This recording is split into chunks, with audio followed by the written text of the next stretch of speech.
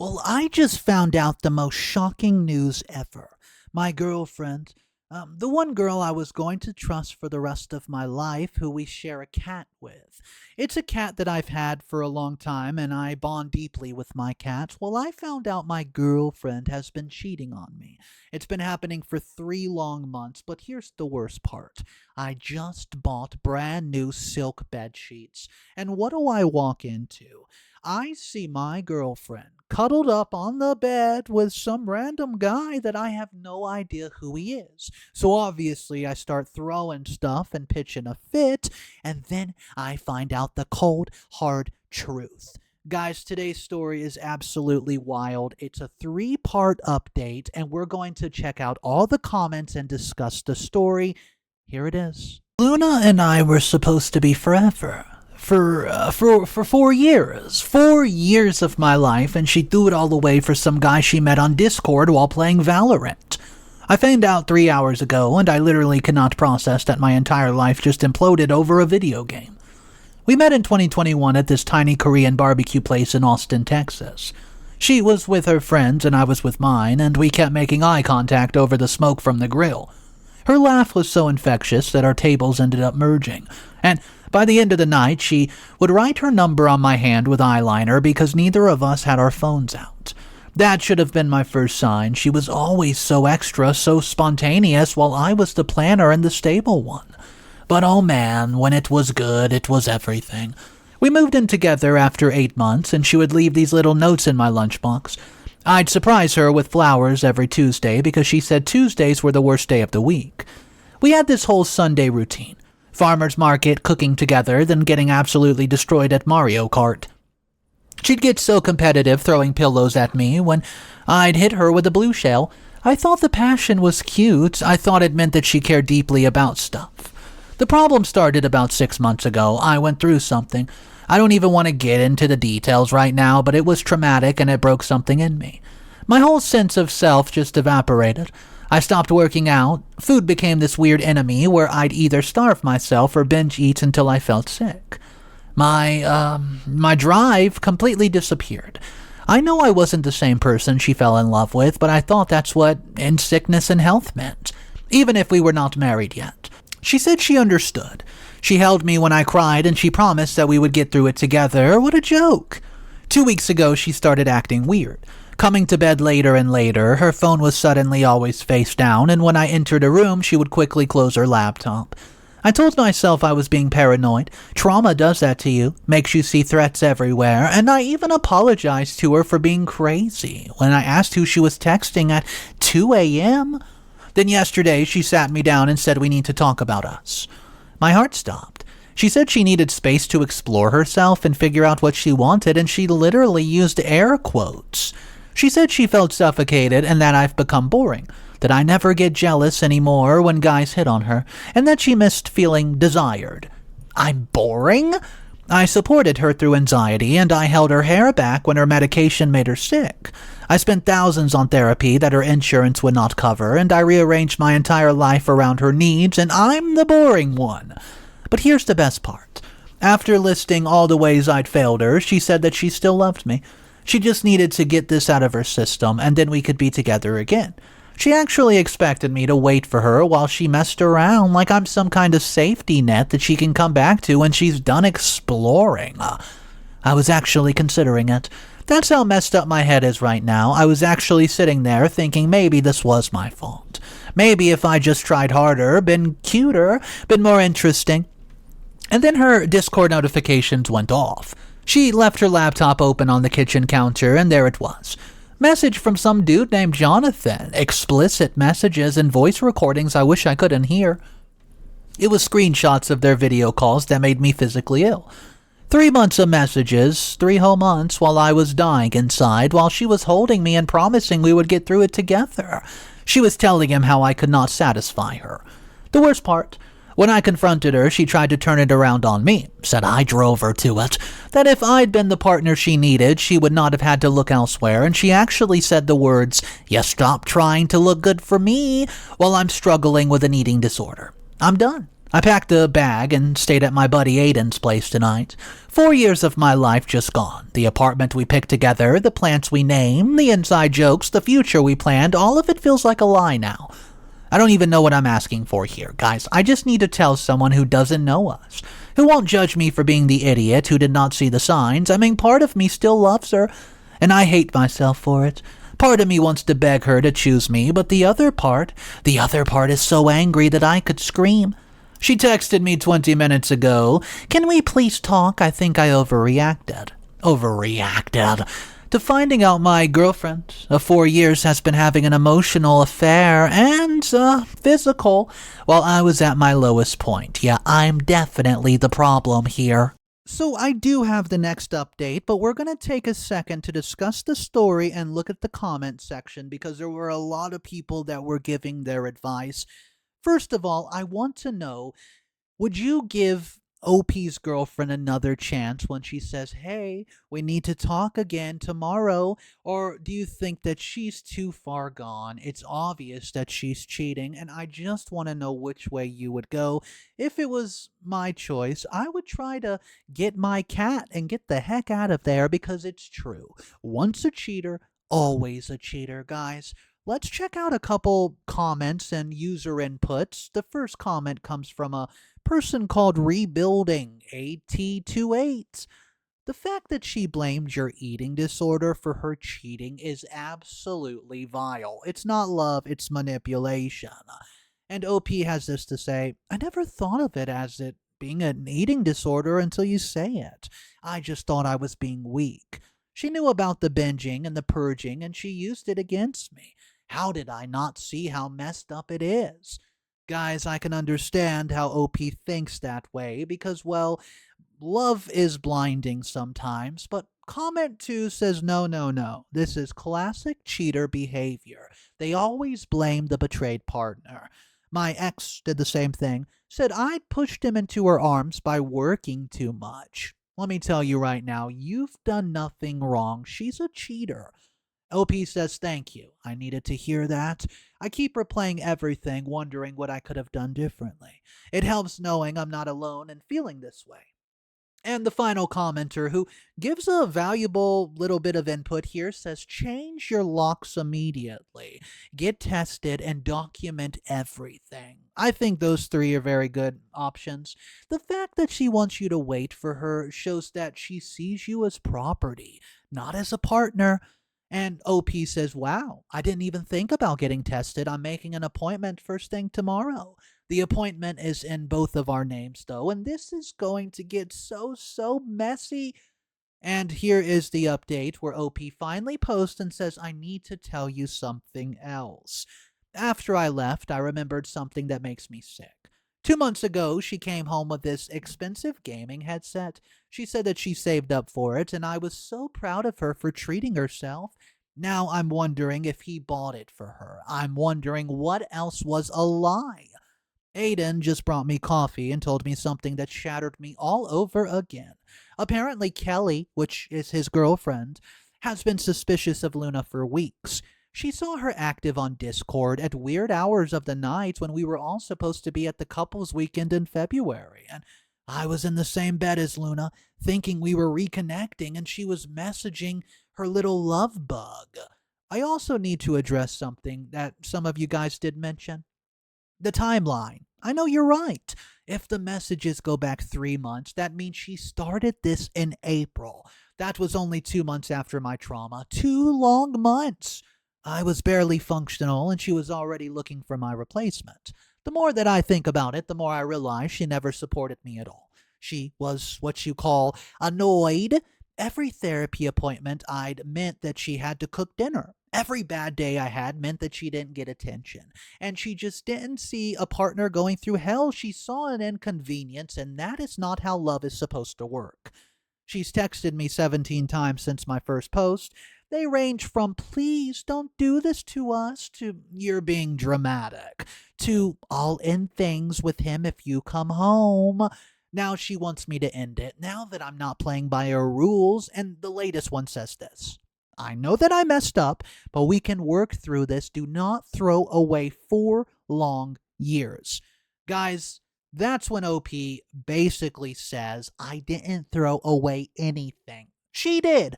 She threw it away every time she chose him over us. Every time she typed a heart emoji to him while I was sleeping next to her. Come on. Every time she got off, of his voice while I was in the next room hating my own body, and I'm angry now. Good. Maybe anger is better than crushing sadness. At least anger makes me feel like I'm worth something. Tomorrow, OP is calling a lawyer. The apartment, the shared credit cards, the Spotify family plan, I'm untangling all of it. She wants to explore, fine. She can explore how to pay rent on her own. That was the first update, and I have to say, I did not expect OP to go this route. It seems like he's just gonna break it off with her, go get a lawyer, and try to take everything that belongs to him. But stay tuned. We're gonna check out update 2, and then we're gonna see some more comments. Here it is. Update number 2, the next afternoon. Update 2, the next afternoon. See, I'm back in Aiden's living room after the longest morning of my life. First, thank you for all the tough love. Some of your comments last night hit like a slap in the face, but I needed it. I want to address more of them. One comment said she's going to love bomb you soon. Classic narcissistic playbook, stay strong.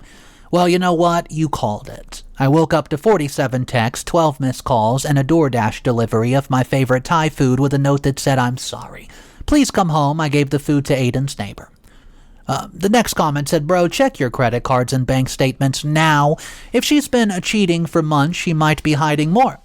Oh my gosh, you were right. There are charges I don't recognize going back to March. Hotels when she was supposedly at her sister's, and restaurants I've never been to. She's been using our joint card for dates with him, and I'm livid. And the final comment that caught my attention said, the eating disorder thing really concerns me. Please get help for that too, not just STD testing. You deserve to heal properly. Guys, I made an appointment. The therapy session is next Tuesday, and I've been ignoring this for too long. Thank you for caring about the whole picture. So here's what happened today. I met with a lawyer this morning. It turns out, even though we were not married, untangling 4 years is complicated. The apartment lease is not up until October, and we're both on it.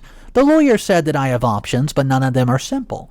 Best case scenario, she agrees to take over the lease, and worst case, I'm paying half the rent for a place I can't even look at. Then I went to the apartment to get more of my stuff while she was supposedly at work. Supposedly, because guess who was there? Not just Luna, but Jonathan in my apartment in my bed. They weren't doing anything when I walked in, but the way that they jumped apart told me everything I needed to know. You want to know what she said? This isn't what it looks like. Really? Because it looks like you moved your Discord boyfriend into our house less than 48 hours after I left. It looks like those sheets I bought us for our anniversary are now wrapped around some dude who probably doesn't even know your middle name. Jonathan tried to introduce himself. He tried to shake my hand, and I just stared at him until he lowered it. He's exactly what I expected, some gym bro with a fade and a gaming tattoo, probably tells everyone he's an entrepreneur because he sells workout plans on Instagram.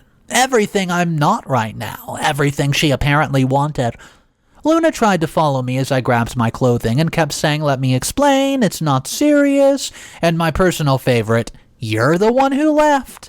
Yeah, I'm the one who left after she told me she wanted to mess around with other people. After I found 3 months worth of messages, come on, the audacity. And here's where it gets worse. As I was packing, I found a pregnancy test box in the bathroom trash, used. I don't know what the result was, and I don't want to know. But if she thought she might be pregnant while all this was going on, I can't even have that thought. I took everything that was unquestionably mine. My gaming setup, my records, the coffee maker I bought before we met, and yeah, that could be considered petty. Maybe. But she can make her new boyfriend buy her coffee. I'd say the worst part was leaving our cat. He's technically hers. She adopted him before we met, but I've been his primary caretaker for 3 years. He followed me to the door and meowed. And I just lost it, sobbed in front of both of them. Real attractive, right? She had the nerve to say, you can visit him whenever you want. No, I can't. Because visiting him means seeing you. And seeing her means remembering that 4 years of my life that was a lie. On the drive back to Aiden, she called. I should not have answered, but I did. She was crying, saying Jonathan means nothing, that she was just lonely, and that I abandoned her when I changed. Well, you changed first, she said. You stopped being the man I fell in love with. Maybe she's right. Maybe trauma did change me. But isn't that when you're supposed to love someone harder, not stop shopping for their replacement? I hung up when she said I still love you, because if this is love, I want no part of it. My mother, she called an hour ago because Luna texted her, trying to get on her side. My mother said I was having a mental breakdown and needed help. You want to know my mom's response? The only help he needs is a better girlfriend. I love that woman. I'm exhausted, I'm angry, I'm sad, and I feel like mourning someone who passed, except they're still walking around just wearing a stranger's face. The Luna I fell in love with, who danced in our kitchen at 2 a.m., who held my hand through panic attacks, who promised that we would grow old together. That person never existed, did they? Tonight, Aiden and Kelly are taking me out, not to like a club or anything, just to this arcade bar where we can throw axes and break things legally. Kelly told me she's been waiting to tell me what she really thinks about Luna for 2 years. Apparently, I'm the last to know what everyone else saw. I'm not okay. I won't pretend I'm okay, but I'm not going to back down. I'm not waiting for her to get it out or whatever. I'm not going to be anyone's backup plan. Tomorrow, I'm looking at studio apartments. It's time to figure out who the hell I am without her. Come on, guys. What would you do? Your comments continue to be a lifeline to me. Let me respond to some from the last updates. One of them said, the pregnancy test dude, get a lawyer yesterday if you haven't already. Yeah, well, the lawyer's already involved. He said if she's pregnant, paternity will need to be established, and the timeline of the affair makes everything complicated. I'm trying not to spiral about this until I know some cold, hard facts.